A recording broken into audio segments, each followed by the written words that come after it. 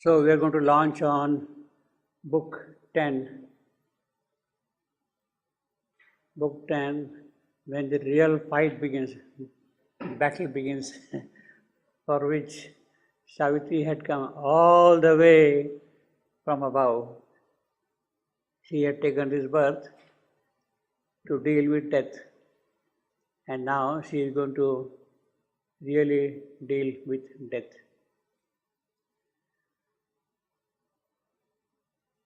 Death is, according to the very beginning of Savitri, epic Savitri, is the obstacle standing in the way of the divine event. And to clear the obstacle, she has taken the mortal birth. And now, how she is going to remove the obstacle, that is what we are going to see in this book, book 10. But what is the divine event? She wants to remove the obstacle standing in the way of the divine event. The divine event is the divine manifestation upon earth. That is the event. Why it is an event and not a manifestation? Because with this thing, with this event, it is going to start. Manifestation is going to begin. Will get going. The event has occurred here. She has vanquished death. Now the manifestation will take place. And that is what we will have in the 11th book, the book of the everlasting day, the divine manifestation. Divine manifestation culminating in the coming down of Krishna and Kali on the earth field. The divine bliss and divine dynamism in action in the world of mortality. So that is the thing which will happen after this particular event. Savitri was compelled to take the mortal birth.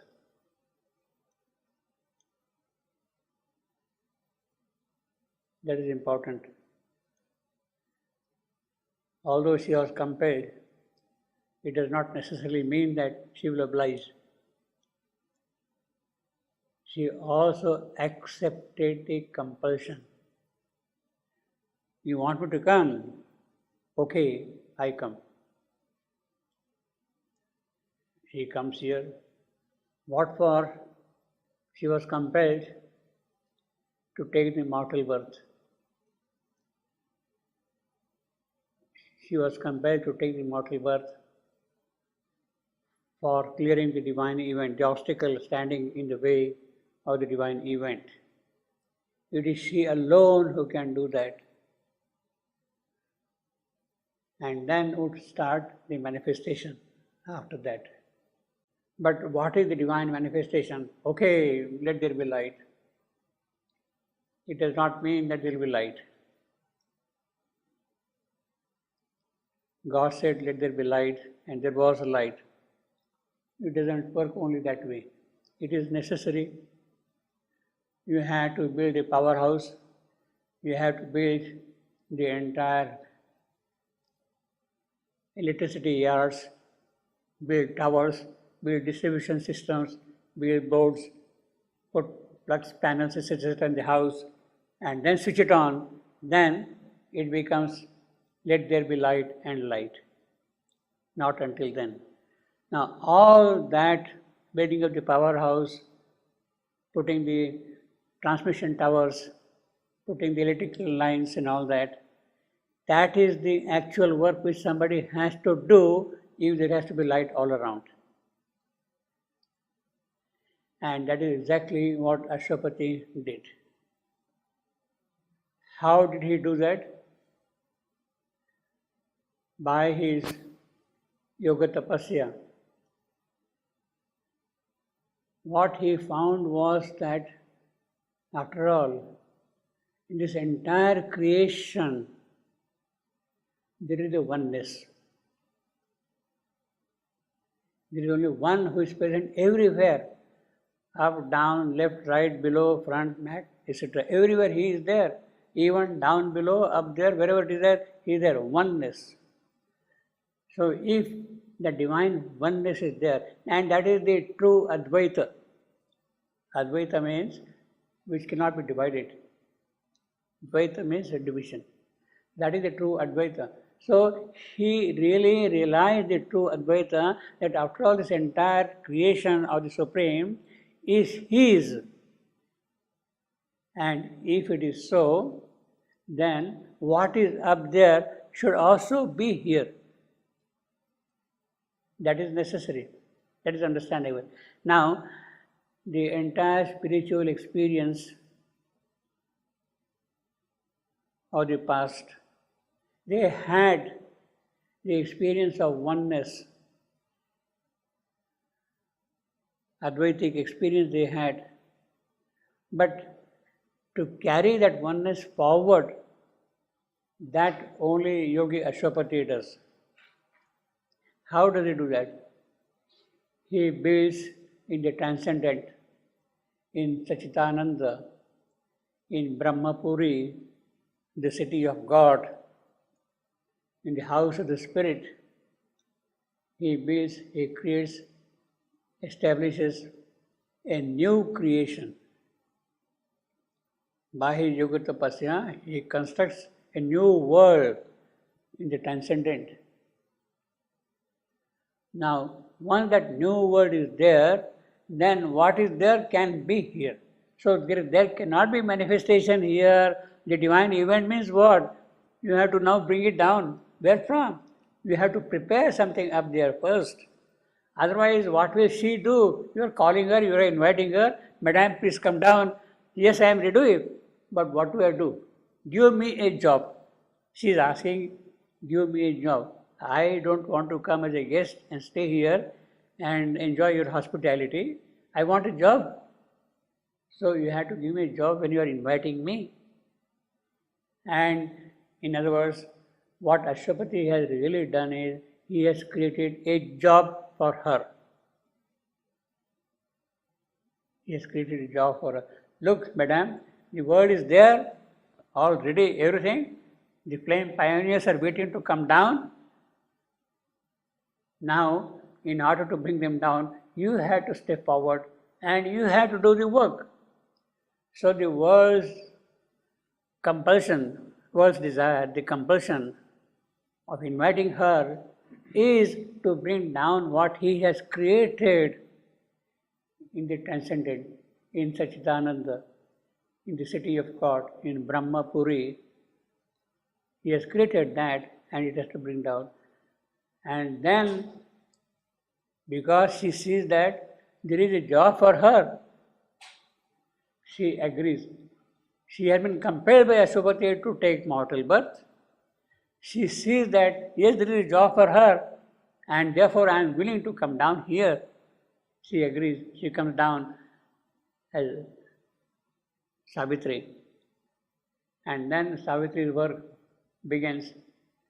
And she sees that the obstacle which is standing between what she has to do and what should be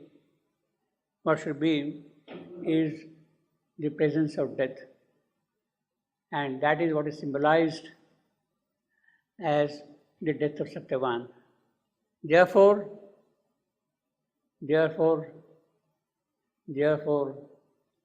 Satyavan must die. And that thing keeps on repeating throughout Savitri. Satyavan must die, Satyavan must die, Satyavan must die, Satyavan must die.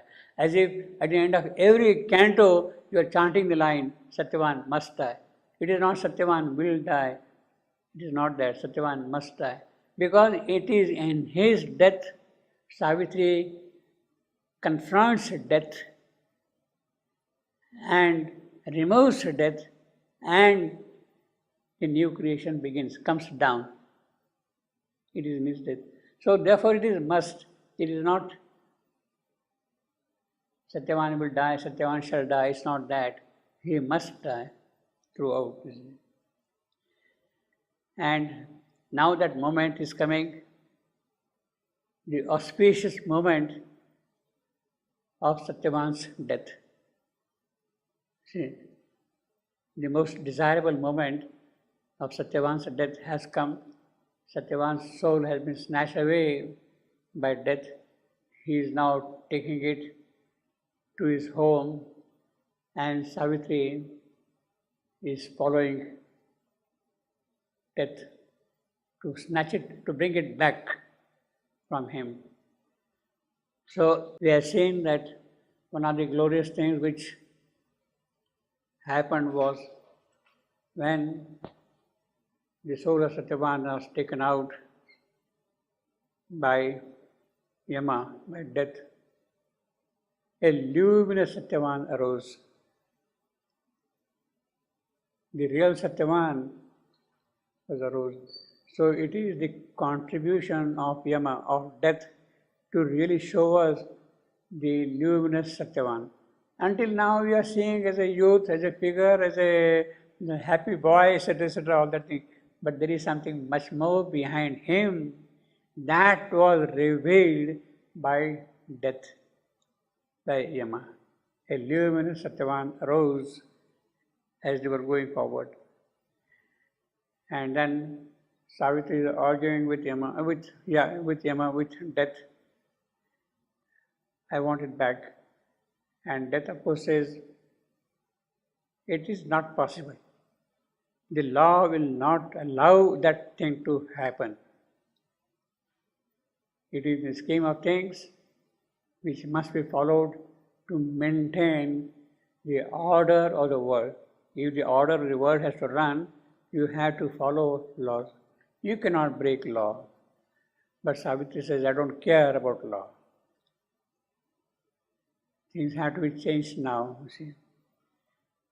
And therefore now we are coming to the debate of Savitri with death, you see. We are saying last time that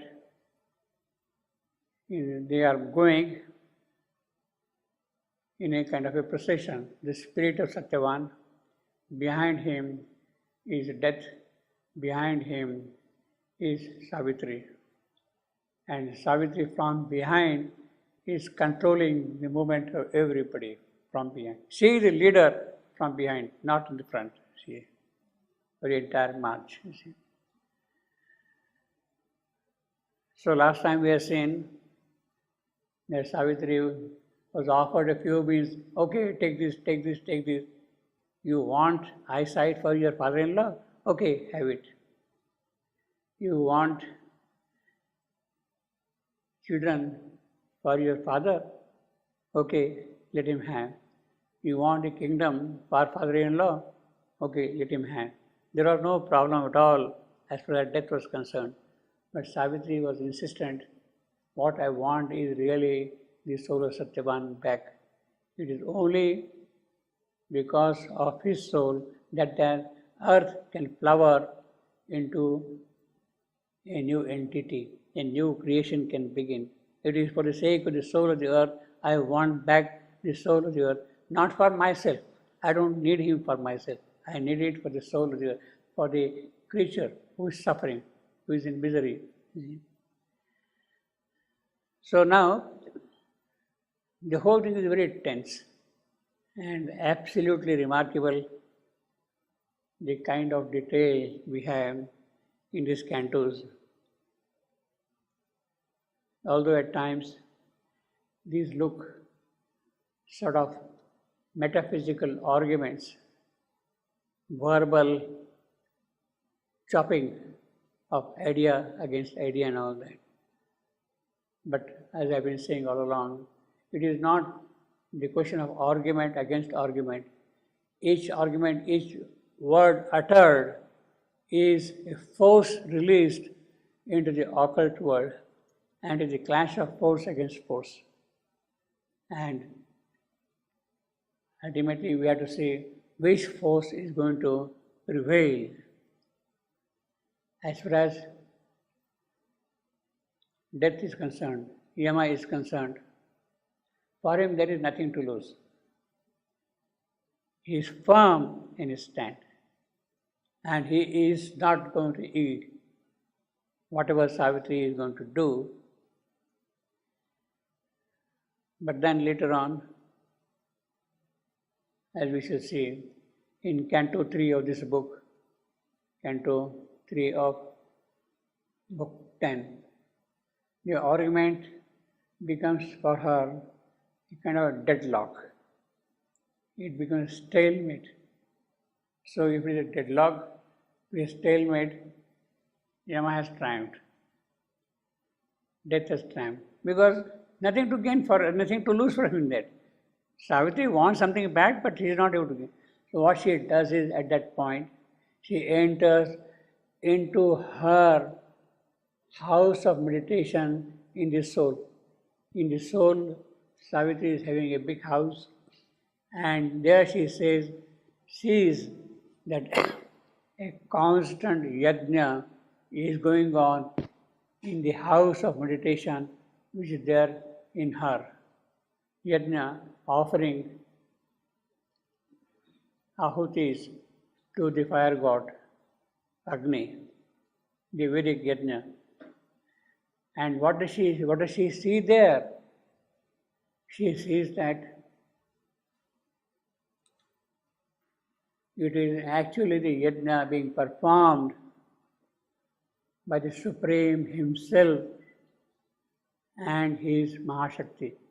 The Lord and the spouse, they are sitting at the yajna fire and they are making offerings to the Agni constantly, you see. That is the Vedic yajna, you see. So she is Yajmana, that is the house lord, the chief person, Yajman, that is the Supreme Lord Himself, and his mate, his spouse, they are together.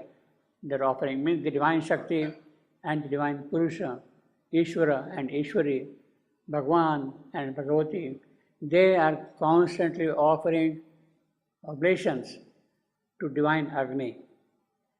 And it is divine Agni who really gives the power to achieve what you want to. Power to achieve what you want. Therefore, Savitri sees in her house of meditation this yajna going on constantly. Constantly, it's not that it has started just now. It has been going on since the beginning of this creation. Since the beginning, ceaselessly, it has been going on. The Lord and the spouse, they are performing this yajna constantly and kindling the fire, and the fire is carrying the prayer to the Supreme up there, you see. And in response to that, the Supreme gives His power, His blessings, grants what is desired of that. So Savitri sees that, and the moment she sees that that yajna has been kindled in her soul, everything changes. Yama starts yielding to Savitri. And he asks Savitri,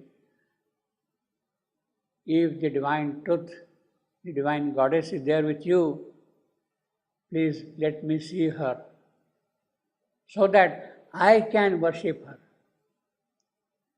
So that is the moment of triumph for Savitri, so that I can worship her.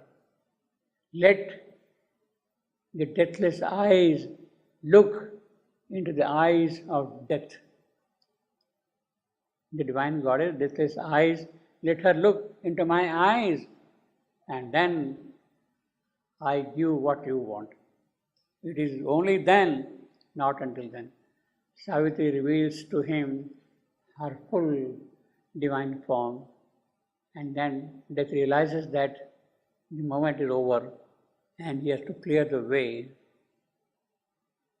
And then we go into Book 11. the book of everlasting day. So this is the general background of book 10. Book 10 has 4 cantos. The first canto, canto 1, is the dream twilight of the ideal.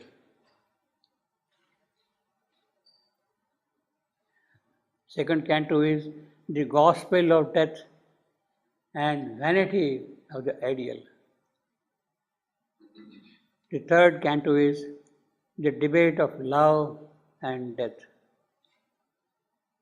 And the fourth canto is the dream twilight of the earthly real. The first canto, what we are going to do, has 2 sections, section 138 and 139, and in all, and 47 sentences, and in all, in the first canto, we have 47 sentences, and 253 lines. 253 lines. It's a little short section. Yeah. Canto 2 it has only one section, a very long section, 140, running into 125 sentences. Canto 3 has 2 cantos with 190 sentences. And Canto 4 has 3, 4, 5, 6, 5 cantos, 5 sections, running into 245 sentences. So Canto 4 is the longest one in this book, you see. So there are in all, in book 10, there are in all 10 sections. Total number of sentences is 602. So roughly 2,500 lines in book 10. There are in all 16 revisions in this book, in this canto. In Canto 1 of book 10, there are 16 revisions in all, compared with what we have in the 1951 text. Most of them are of a minor nature, the revisions, except perhaps for 1 or 2 entries. One line in this canto is missing in the 1951 edition, which they have added, which they have put in the revised edition. Vague fields were there, vague pastures gleaned, vague trees. This line is what we have in the 1951 edition.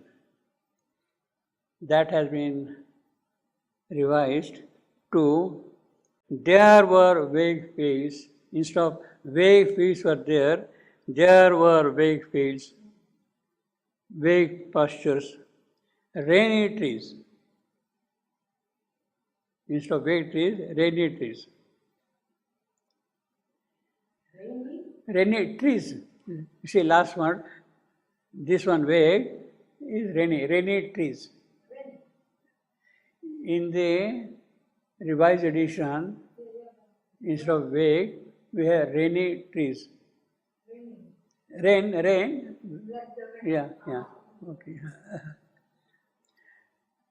There were vague fields, vague pastures gleaned, vague trees. Now, this word gleaned is actually a printer's mistake.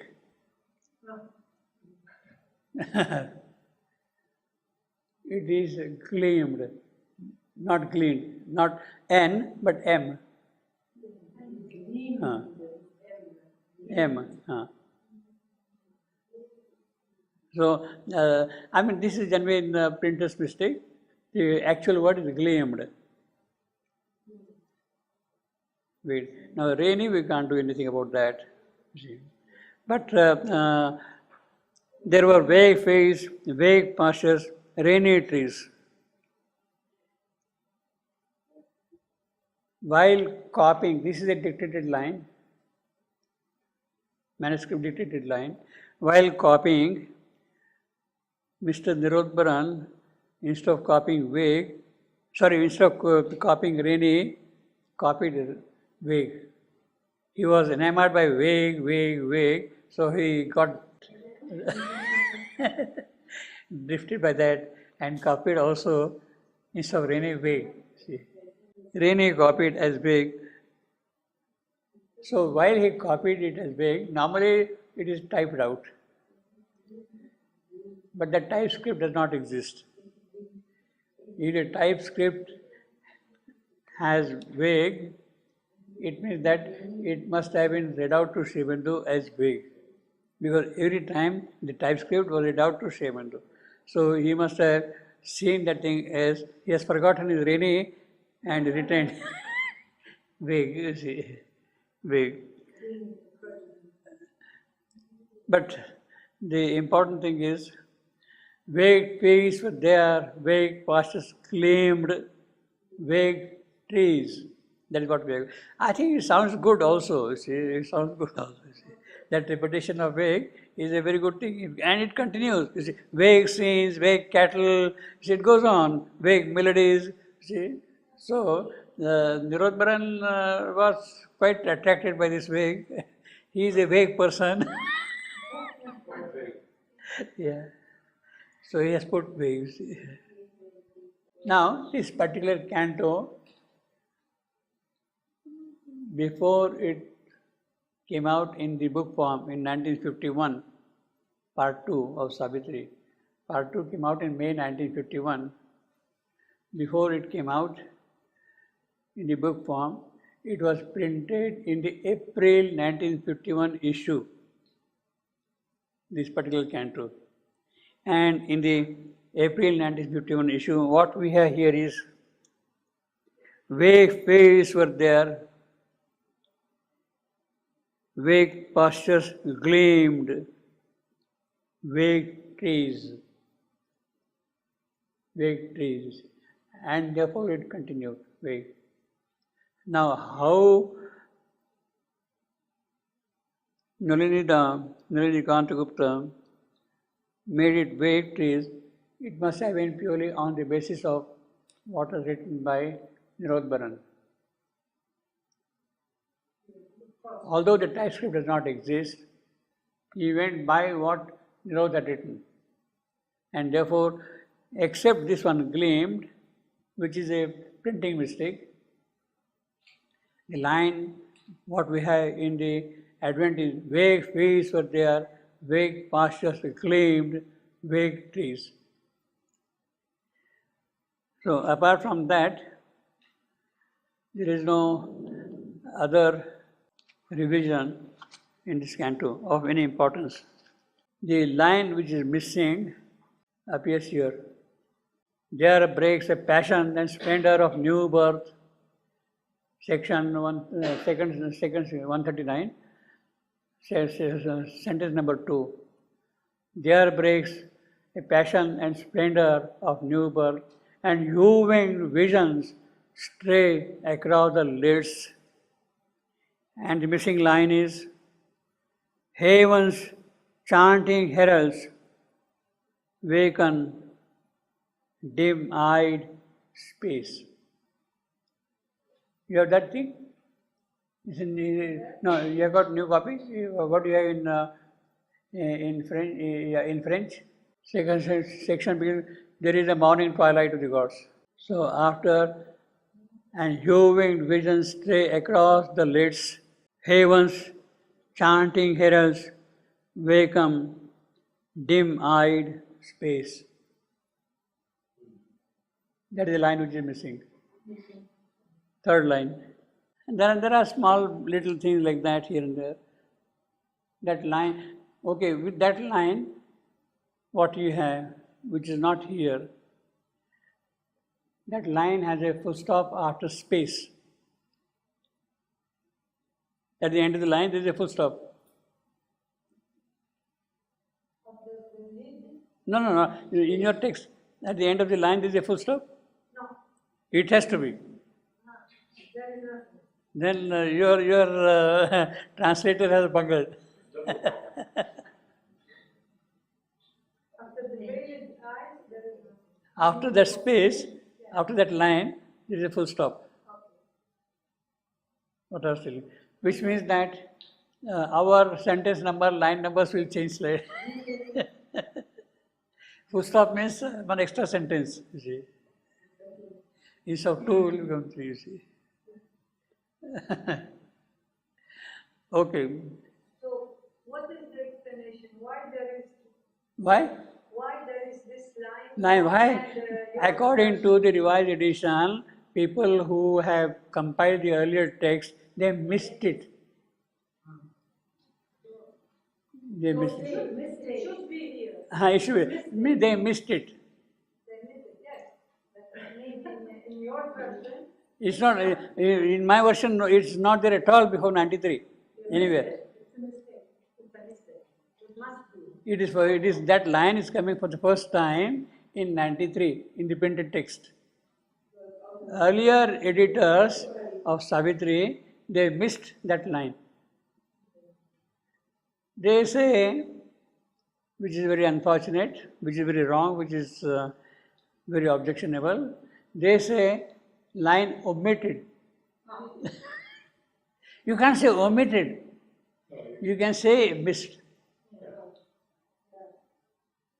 Omitted means used to omit. Exactly, omitted. As if you have done purposely. It's not, it is, I will say it's missed, not omitted. They are not knowing the English language. But they are all great experts of English. I don't think so. If they write something like this, I doubt it. Yeah, but that's what they are telling, writing in written. Richard has writes omitted. Yeah, but omitted has another meaning. Exactly. No, they should know, so they are not experts. Yeah, exactly. Yeah. Otherwise they cannot do this. That is why he does not like me, you see. Even I could know. Yeah.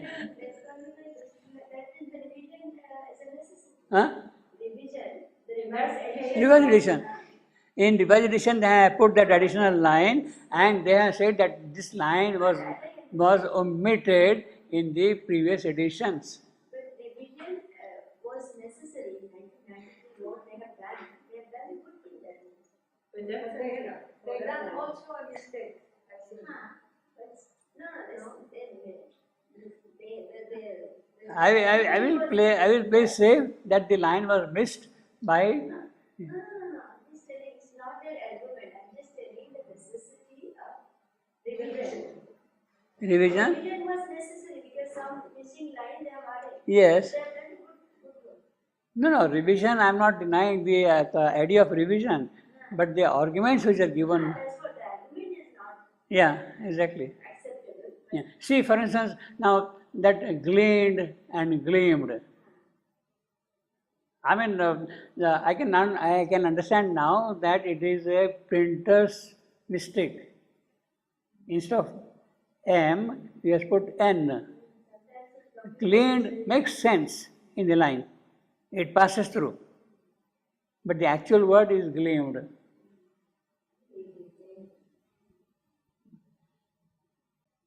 All still was darkness, dread and desolate.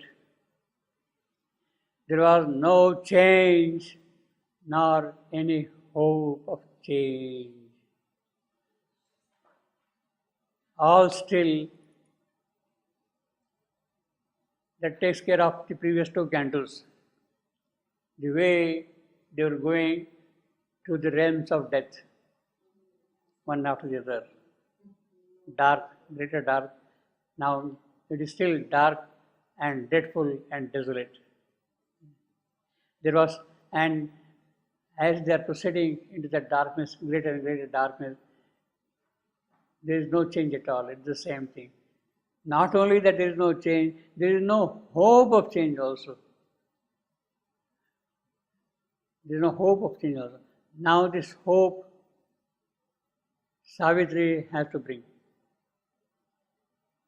She has to bring this change in the darkness. Darkness has to find the truth of darkness, why it is there, and discover the truth of darkness. Then there will be the true change. In this black dream, which was a house of void, my God, what a phrase, black dream. Black dream.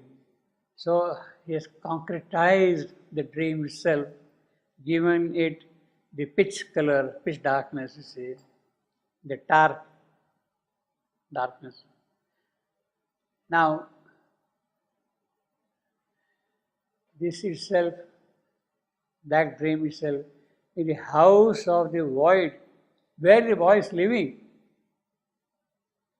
in the black dream. The void is living in the black dream. Where into Savitri is moving, that void is the creation of the black dream. Black dream. Whose dream?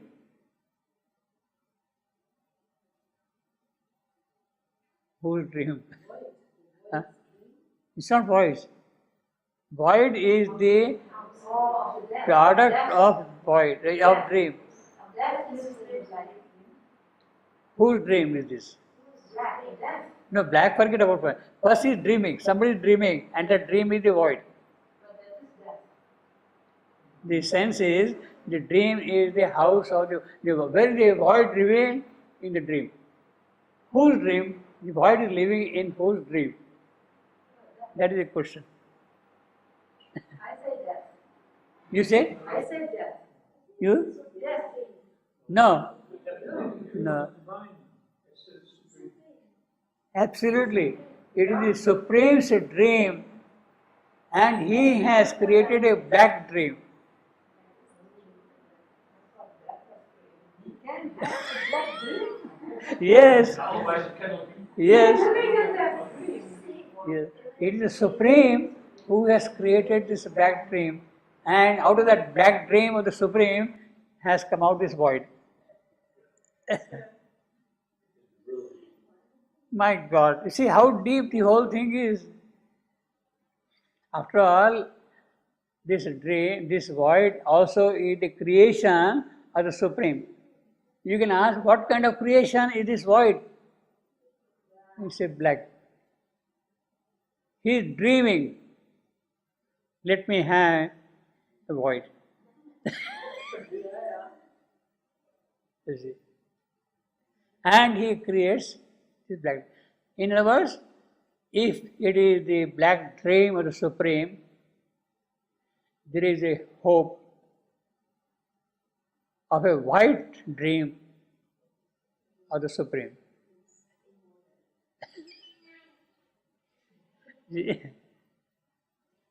Yeah, it has to be there.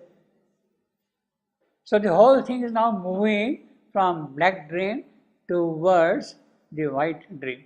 Slowly, slowly, slowly. See.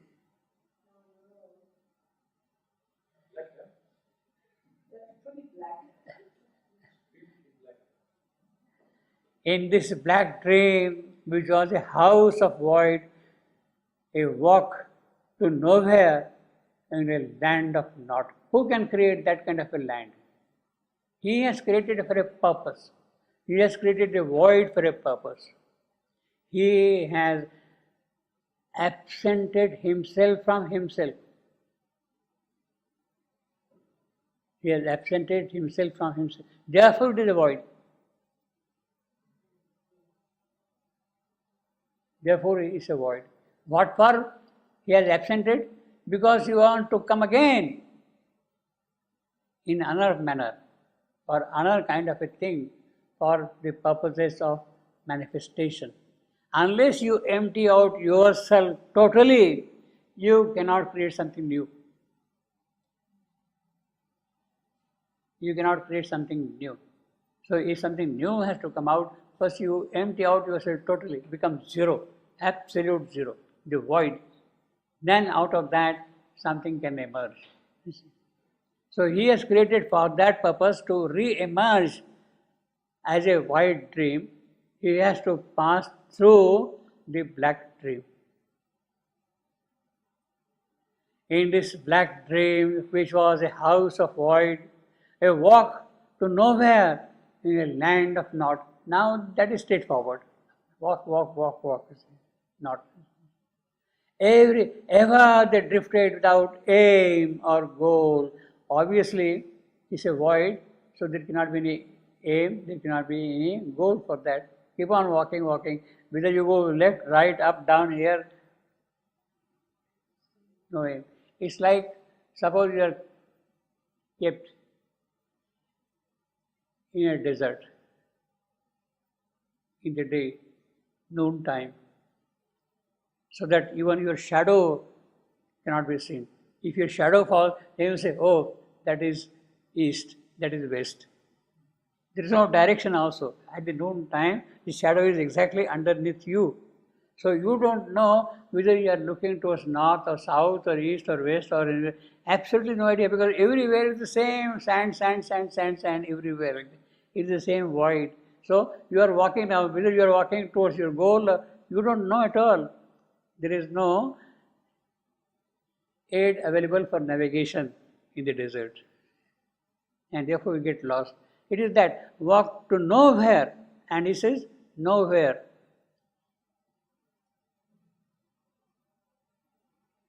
In a land of naught, ever the drifted without aim or goal, gloom led to worse gloom, death to an emptier death. In some positive non-being's purposeless bar, through formless waste, dumb and unknowable, dumb and unknowable. See, each phrase, you can keep on talking, talking, talking, because we are very wise people.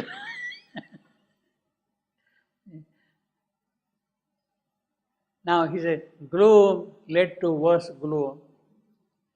There is still a kind of a sense of direction. Yes, gloom is there, but it became darker and darker, deeper and deeper, deeper and deeper. Death to an emptier death. Now, this is something very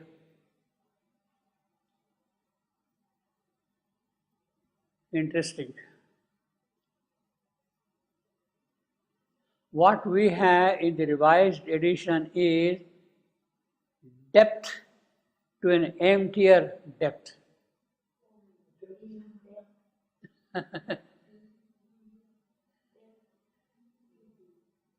Instead of this A, I got P.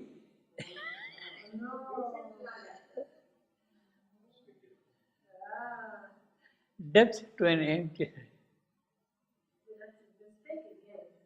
I have absolutely no idea how, on what basis, with respect to what manuscripts, etc., they have changed depth to depth.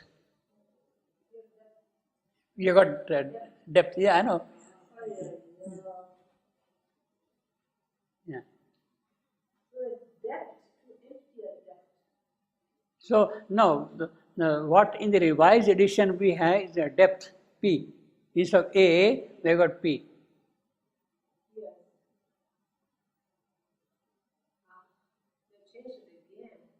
They changed it. Yeah, but they on the typeboard P is there, A is here. But that is correct. Huh? This is correct. No. 1951, this edition has all the earlier editions have death. Yes, DEATH.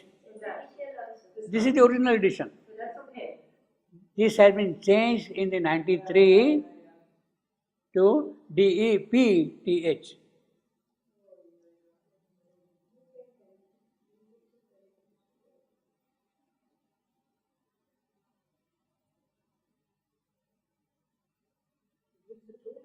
I feel this is terribly occult, so beautifully occult, so intensely deep by itself.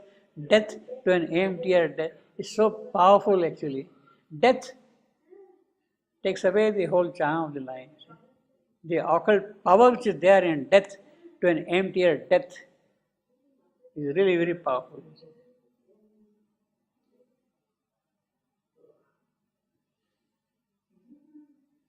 Let's continue.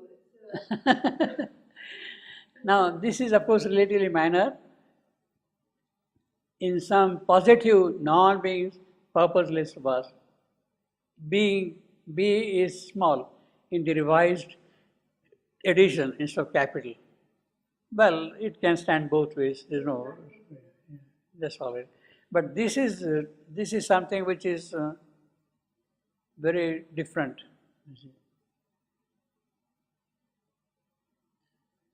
So you see, in the very first two sentences, we have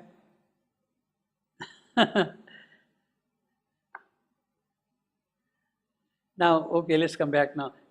See, in some positive non-beings, so it is the non-being, the non-manifest, the Supreme, in his positive, he has created this purposeless vast. As if he has created this purposeless vast. He wants this thing with a purpose. Through formless waste, dumb. What kind of vast? Formless waste, dumb and unknowable.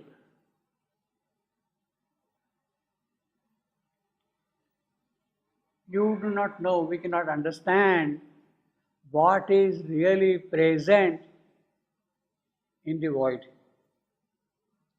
in the cipher, in the zero. It is unknowable. We cannot say it is empty, we cannot say it is full. We cannot say it is this, we cannot say that. It is unknowable. It is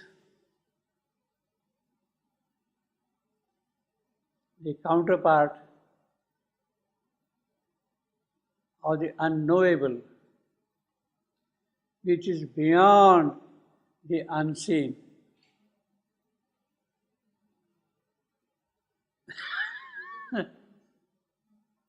Unseen can be seen. Unknowable cannot be known at all. The unknown is not unknowable.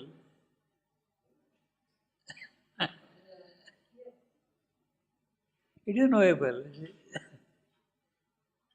Beyond the unseen is the unknowable. I am quoting Ashwapati, who is answering to Narad in book 6, canto 2. Savitri is coming from where?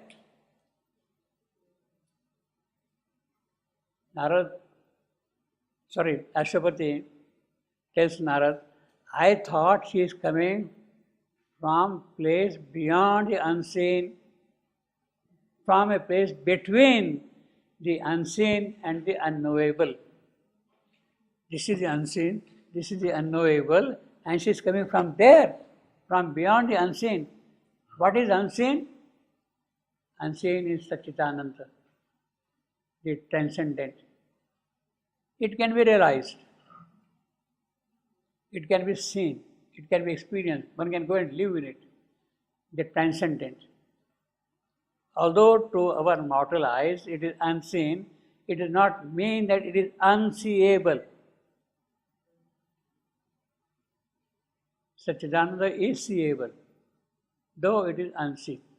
Now, beyond Satchidananda, before you enter into the unknowable, from that place, Savitri is coming. Has a name? And this place has a name? No, No. no. The poor Ashwapati, he didn't find a proper word in the English language to tell it to. In Sanskrit, No. See, in Sanskrit, you have got Avyakta. which is not expressed. Because it is not expressed, therefore we cannot talk about it. It is unknowable. You see. So actually, to some extent, 15.7.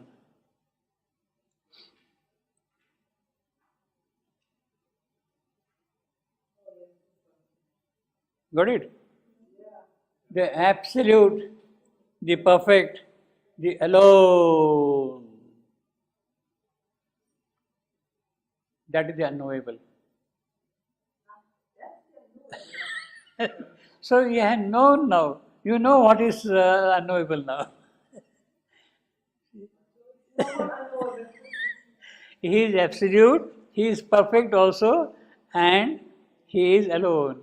There is nobody at all there. Alone. Now it is out of him, has called out of the silence his mute force. In that absolute is his force, his Shakti, his power. He has called her. Yes, come out. Start your work. And what does she do then? She comes out. What does she do? The first thing she does is she produces a child, and her first child is Satchidananda, the unseen. Now it is that force, absolute force, who is coming as Savitri. Between the unseen and the unknowable is this force of the absolute. So she is really coming from beyond Satchidananda. So we have located her place. Yeah. She's coming from beyond Huh? Beyond Beyond Satchidananda. Beyond, between the unseen and the unknowable. Satya Shakti. Adi Shakti, you can call it here. What is it? He has called out of his own silence his force, Shakti. That's the first act. Pardon me? That's the first act after being manifested. Yes, He is creating Satchidananda. So the first child of Satchidananda, of this force, is Satchidananda. That's the first movement. Yeah, first movement. So you have got what is called avyakta, which is not manifest. So above does nothing. Then manifest. What is the first manifestation? Satchidananda. After Satchidananda, you will Then the whole the whole downward below, cosmic, individual happens later on. Yes. So beyond Satchidananda is again unmanifest. Is non-manifest, non-manifest. Non-manifest. Yeah. Non-manifest. Yeah, Non-manifest. yeah, no, Non. yeah, non-manifest. Beyond. Non-manifest. You see, that is important.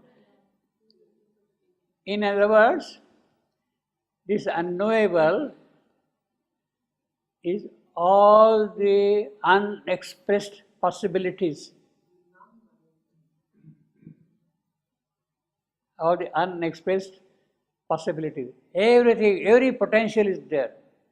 How that potential will materialize, that will be by this force.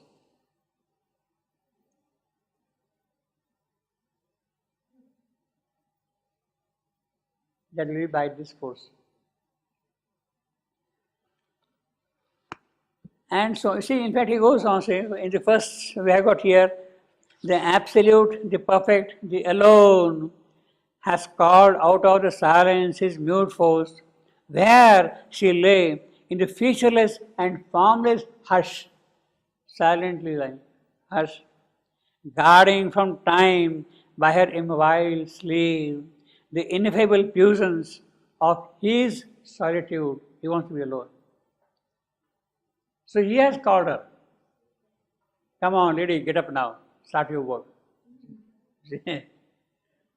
The absolute, the perfect, the alone has entered. Now you see, he says, has called, first is called, now has entered with a silence into space.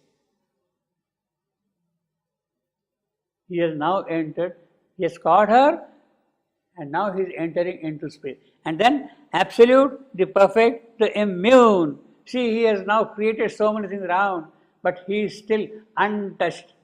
He is immune. So immune comes afterwards, you see.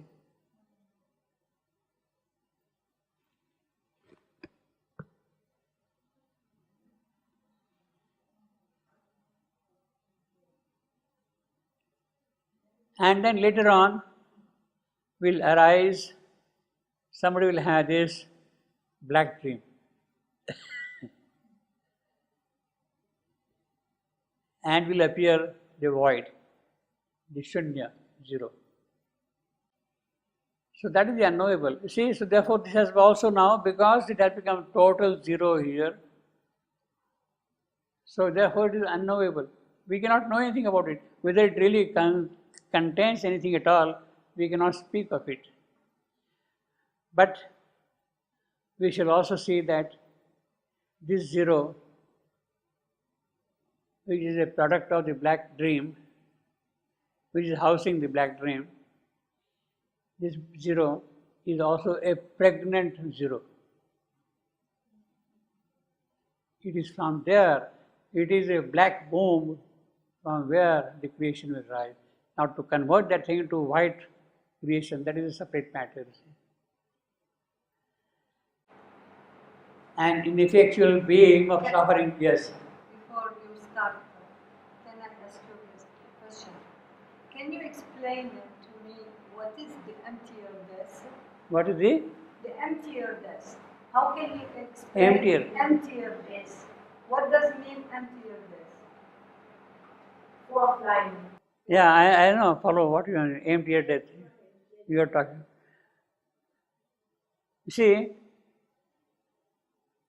You see, of course, it's very poetic, very beautiful. Now you see from here, gloom led to worse gloom. What do you mean by that?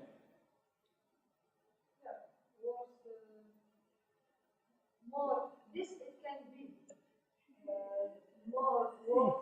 Yeah, same way. Imagine. Uh, But emptier death, because the death is empty. no, you see, this is what I'm saying. This is what I'm saying. Now you take the contrast. Life led to fuller life. Life Life led to fuller life. is the opposite. You know why I am asking Yeah. this? Because I thought about the other version. They said to an emptier depth. Depth. And I found a more meaning for this than the emptier depth. For me, emptier depth Yeah. No. has See, more meaning for me no. than emptier Yeah. depth. I'm not denying the good possibility of depth, the EPT. See, depth below, I can understand that. In other words, you are leading to pure void. Depth, plunging down, till you reach the absolute void. So that depth to emptier depth is understandable straight away. But here the power of death to an emptier depth. See, death itself is a process of graduation. Death has gone away does not mean everything has gone away.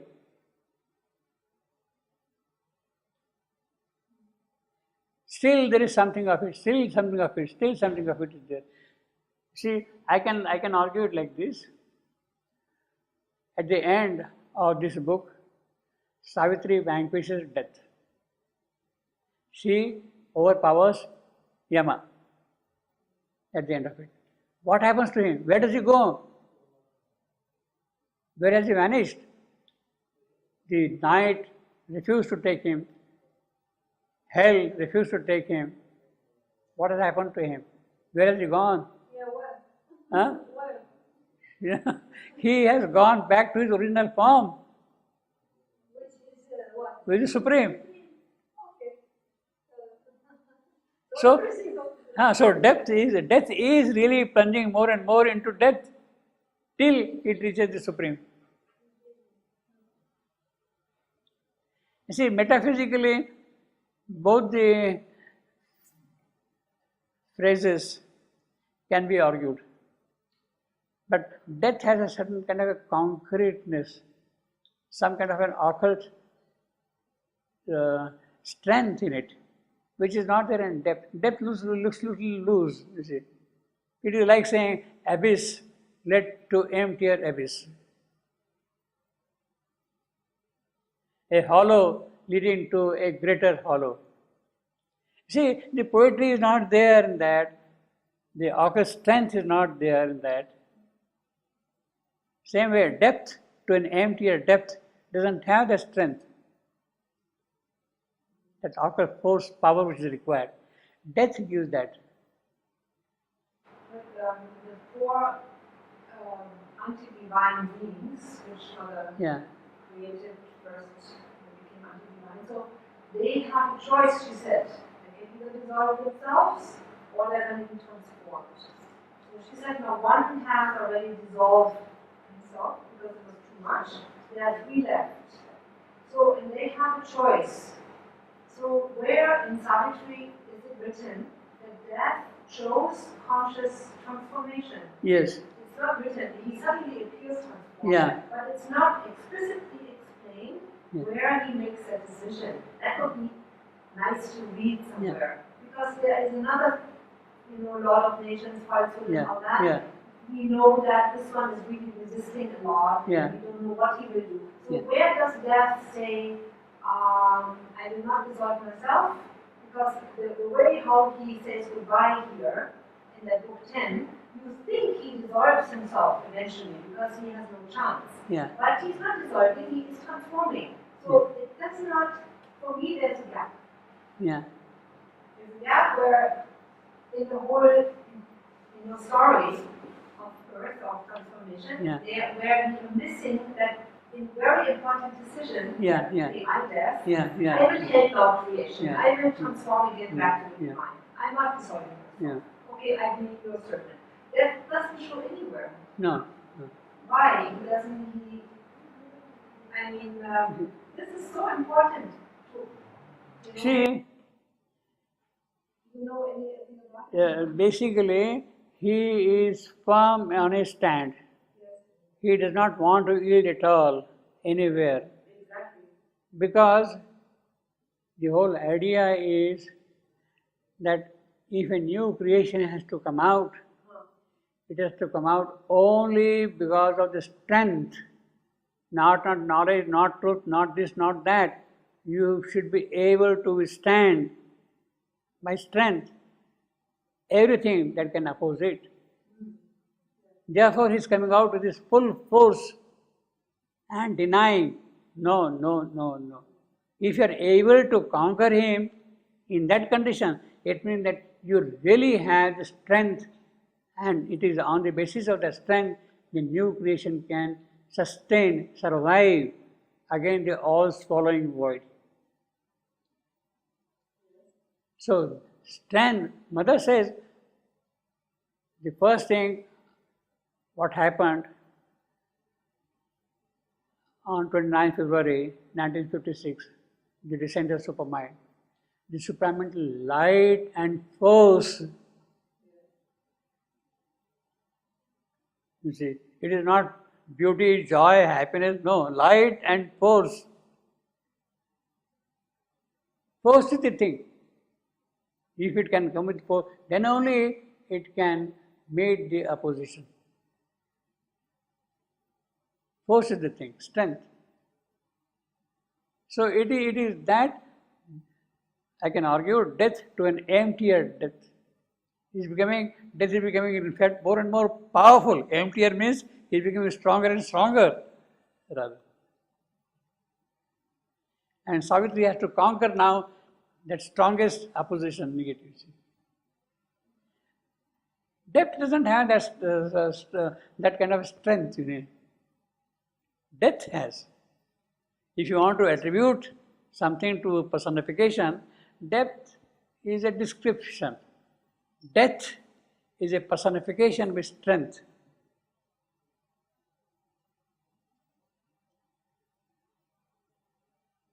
And ultimately, Mother says it is the strength which is required. An ineffectual beam of suffering light through the despairing darkness dogged their steps. Dogged their steps. Like the remembrance of a glory lost. It's very dense poetry, I tell you. very, very dense poetry. I mean, the English is simple, but the poetry is very dense. You see. An ineffectual beam, ineffectual, which is not strong enough, which is not able to achieve what it should achieve. Beam of light which is suffering.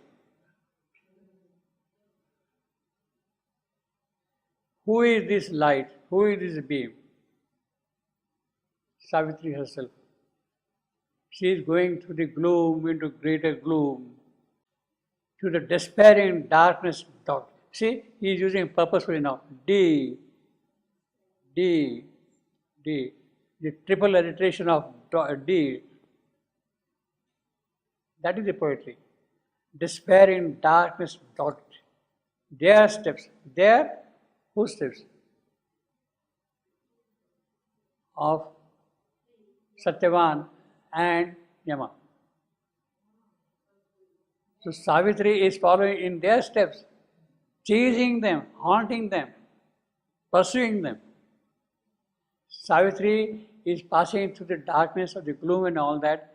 She is ineffectual there, but she is not going to leave them. Doggedly, she is following them. She wants to achieve what she wants to, what she has got. Doggedly. Now, despairing darkness. Is it darkness which is despairing?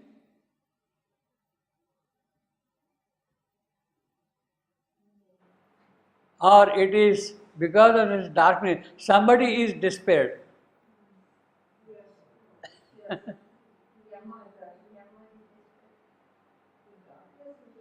It is not the darkness which is despairing. No. It is the beam which is getting despaired and yet following doggedly.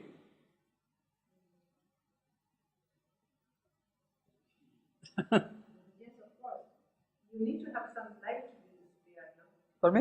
You need to have some light to be despaired, Yeah. otherwise you're not despairing. An ineffectual beam of suffering light, that is Savitri, who is now is not effective. And it is she who is seeing the despair, yet following doggedly. The darkness which causes despair.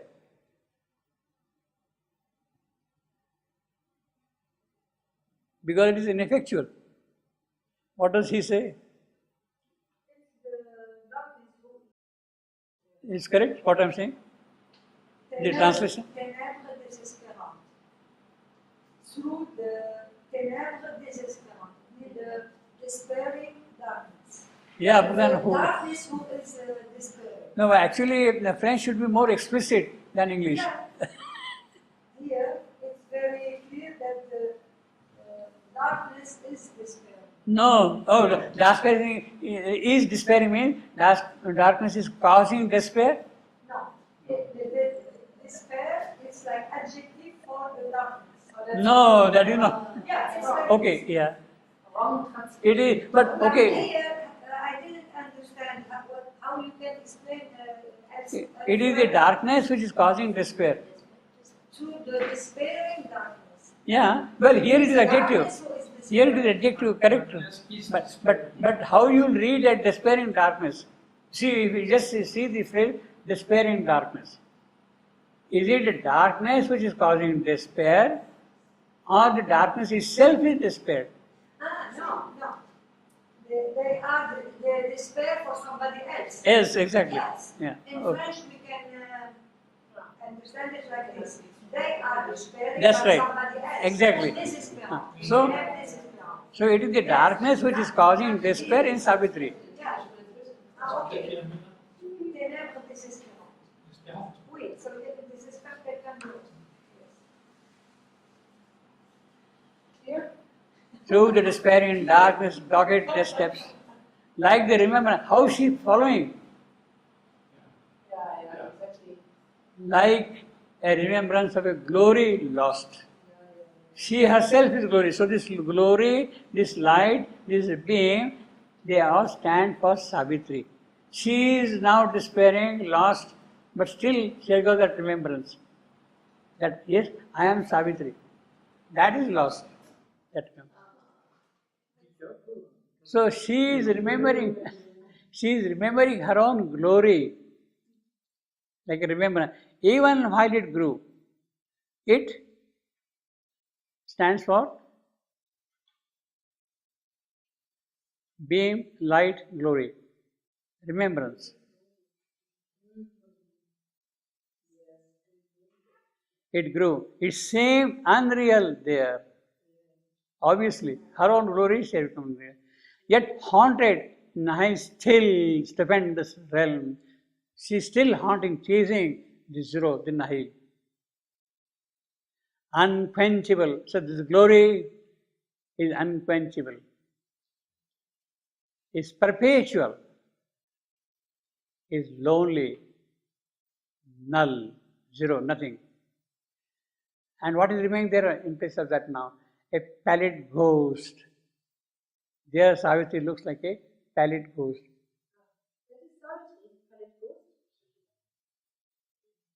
Of some dead eternity. So it is the faded appearance of eternity, dead eternity. Savitri is passing through that region as if she is dead. She is a phantom. Her form is pallid, pale.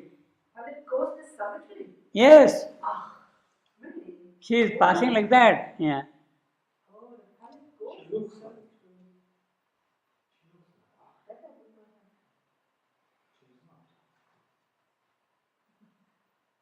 She is lacking intensity, her power, because she is in the darkness.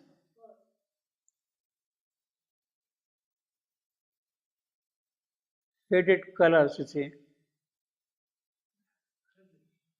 As if lacking vitality, strength. That is why it's a remembrance. What Savitri was, in comparison with that, it's a remembrance. And it seemed unreal, you see. It was as if she must pay now her debt. Paid debt for what? Her vain presumption to exist and think. Yes, I have come here to do some work. I have a mission. She wants to assert herself. And in order to assert herself, she is experiencing this thing now. And now she has to pay the price for that assertion of hers. Her vain presumption. Why vain? Because it is the ineffectual glory. It is a pallid ghost. Savitri, as she is there now, is a pallid ghost. In vain presumption to exist and think, let there be light, and there was light.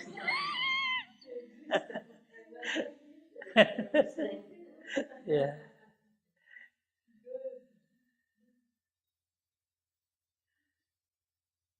It was as if she must pay now her debt, her vain presumption to exist and think, to some brilliant Maya that conceived her soul. Brilliant Maya of the unknowable who brought her out of his silence. Brought her out of her silence to do work, mission work. And she was asserting, yes, I have come here. But now, in the face of the darkness, she has to pay the price for it.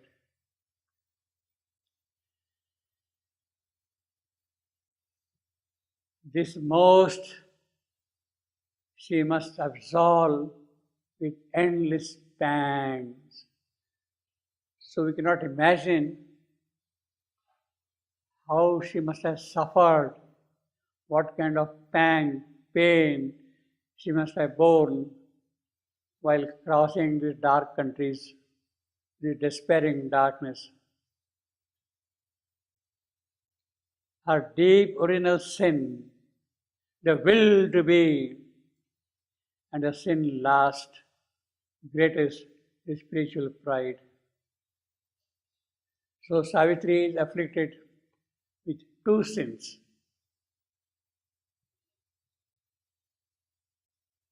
One sin is her original sin.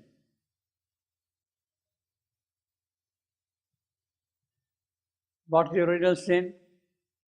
That the will to be, I want to be, in spite of this void, in spite of this darkness, in spite of this inconscience, I want to be, I want to exist, I will be. That is the sin Savitri is committing in the kingdom of death.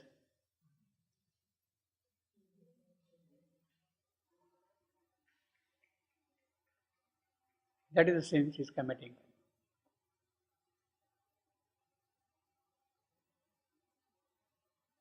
So actually the original sin is not a Christian sin. Original sin of Christianity is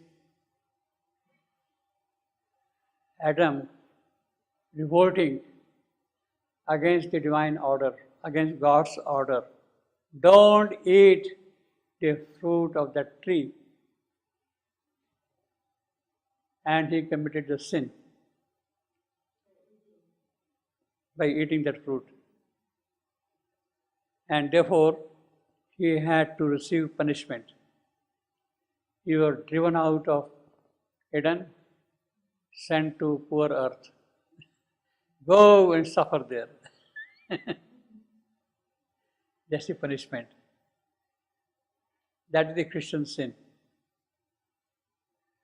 But I think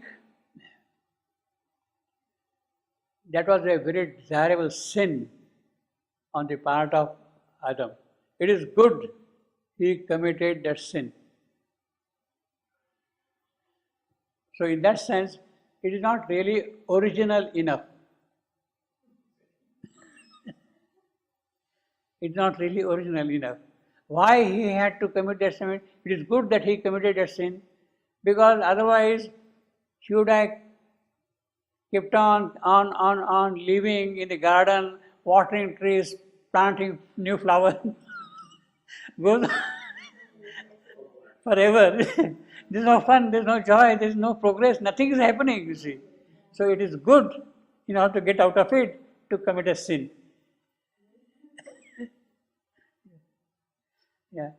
Yeah, this is what he was doing all the while, watering trees all the while. Yeah. It is only because he could come out of that as a mental being arose. It is a major step in the process of evolution. That fall of Adam is a major step in the process of evolution. That the mental being, Manomaya Purusha, awoke and started the work. So that is not really, in that sense, a very great original sin. It was a necessary sin to be committed for making progress. We have got a line in Savitri, no? And the God greater by the fall. Greater by the fall. Here, same thing. Adam's fall is to become greater than what he is, or he was. If he wants to go beyond his vital life, mental, enter into mental, he has to fall. Then only he can go. So if you want to make progress, fall, stumble, fall. If you want to make progress. The gods do not want to make progress. And therefore they refuse to fall. Take human birth. Mother says, Shiva says, no, I will not come like that, I will come like that. You see. But there is a certain kind of a joy of making progress through this fall that they are missing. And in that sense, we are fortunate that we have accepted that. So, Savitri's first sin here is not that kind of a sin. It is her entry into the inconscience. The light entering into the inconscience is the sin Savitri is committing in this world. That is original. Pardon? Original sin means That is first sin, that is starting sin. Then later on you can keep on committing all kind of sins. You see. Yeah. But the real sin is challenging in conscience. Yes, I want to be. I have brought consciousness. Take it. She is challenging in conscience. That itself is a sin, original sin. Then later on other things will happen.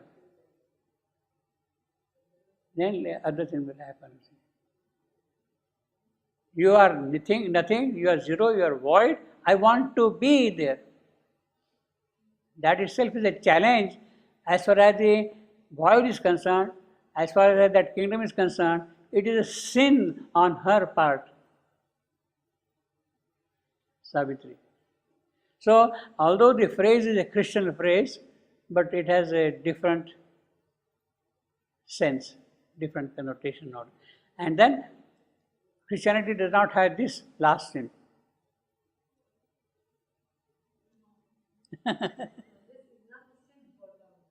Well, I mean, in the case of Christianity, actually, this original sin was introduced much later after Christ. Christ never talked of sin. It is the theologians who have introduced original sin, concept of original sin. What Christ really did was, he had to pay the price, absolve the endless pang by offering himself for that. In fact, one of the most beautiful things that we can speak about Christ is by offering himself physically, bearing all the torture of a physical kind there on the cross. What he has really done is he has fixed love in the physical. Love in the physical. That is all he has done. The rest is all your theology. What he has done is, the strategic crucifixion is to fix love in the physical. And that is why we can say about the avatarhood of Christ. He doesn't talk of sin and all that thing. The word is like that. There are symbolic, metaphorical, or whatever you want to call them, in the pragmatics of those things. But what has really done is he has fixed love in the physical. What Sri Aurobindo has done is fixed the supermind in the physical by withdrawing from the physical. So that is a kind of a crucifixion. Sri Aurobindo's strategic sacrifice is a kind of a crucifixion, that he has fixed the supermind in the physical and left the body. Now you cannot escape. You cannot escape. Same way, Christ fixed love in the physical, and love now cannot escape from this world. And you see afterwards the entire bhakti movement, devotion, the psychic opening which came after crucifixion of Christ. The prominence of psychic coming forward is due to the fixation of this love in the cosmic functioning. And things follow. Later on, of course, we destroy, that's a different story altogether. But the occult meaning, occult content, the occult value, occult preciousness is in fixing those things. Love by physically sacrificing. Knowledge, supermind, by physically withdrawing.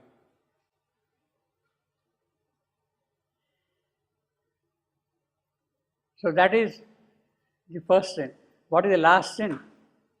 And the last, greatest, the spiritual pride. Savitri wants things to change here. Look, I come here to transform the world. Look, I want to bring down the divine here. Look, I want matter to manifest the spirit. That is the assertion Savitri is making. That is a kind of a pride. It is matter must open out to the spirit. Matter must express the powers of the spirit.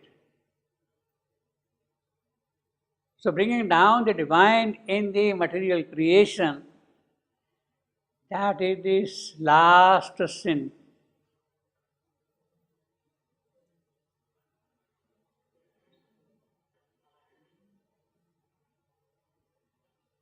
Nobody has tried, nobody attempted, nobody, people have been saying all along. No, it is not possible, it is not possible. You are opposing them. You are working something against those things. Therefore, it is a sin. The last sin is to bring down the divine in matter. That is the last. The first sin is to walk into the inconscience and bring light there. Which also means that you cannot commit the last sin unless you have committed the original sin.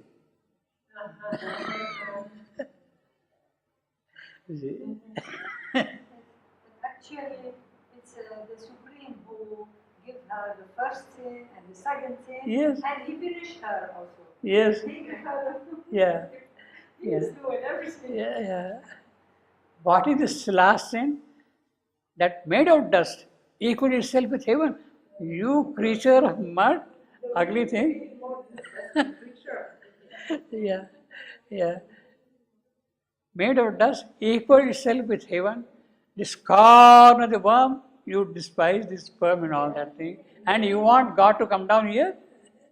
That is the condemned, ephemeral, born from nature's dream. Who are you after all? Refusal of the transient creature's role. You don't want to accept of time. They claim to be a living fire of God. That is the sin, the last sin. That is the last sin. The will to be immortal and divine.